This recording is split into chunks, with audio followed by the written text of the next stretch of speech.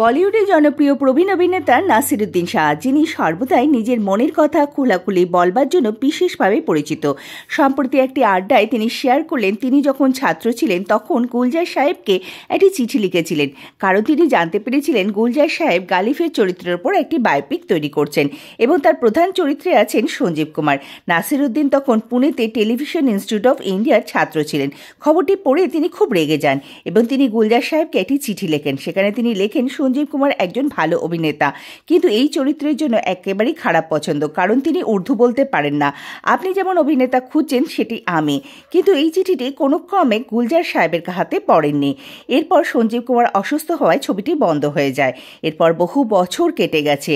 এরপর 1980 সালে গুলজার সাহেব নাসিরুদ্দিনকে গালিফের চরিত্রে অভিনয় করবার প্রস্তাব দিয়েছিলেন এবং প্রস্তাবটা পেয়ে তিনি প্রচণ্ড আনন্দে উৎসাহিত হয়ে পড়েছিলেন এবং তিনি ভাবছিলেন তিনি বোধহয় স্বপ্ন দেখছেন।